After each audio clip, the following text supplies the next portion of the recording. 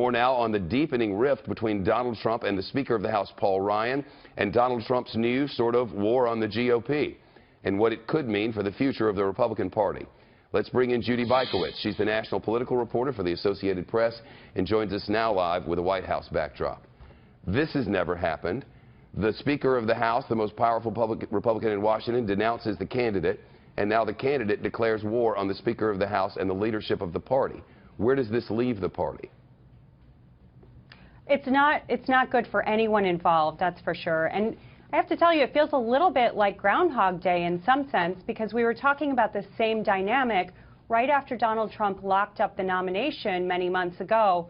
It just feels like we're sort of on a treadmill here. We're not making any progress at all on the Republican side. Of course, the Democrats were having splits as well, but they seem to have healed their divisions, and you certainly wouldn't see Hillary Clinton on a tweet storm against Bernie Sanders or Martin O'Malley or anyone else at this point in the election, close to Election Day. But partly what Donald, and correct me if I'm wrong, but partly what Donald Trump is doing is telling his voters across the country, if your representative, like your congressional representative or your senator, has said, I do not support Donald Trump, he's telling them, don't vote for that person.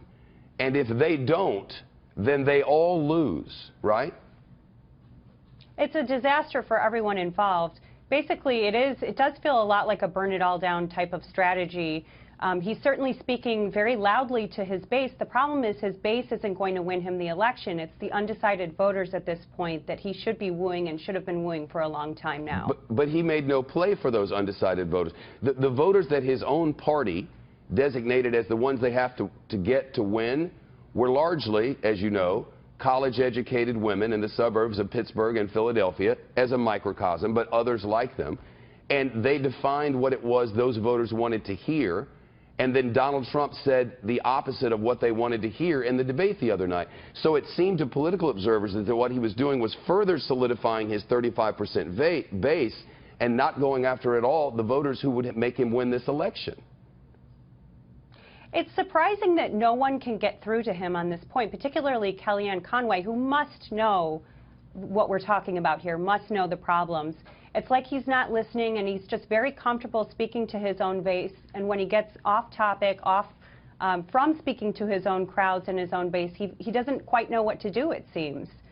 So that growth, you know, I guess it could still happen where he starts reaching out. But, you know, gosh, we're what, 27, 28 days from Election Day. So things seem to be getting worse and worse for Republicans all the way up and down the ballot. It's hard to understand how he would make a turn to go after those people now with that.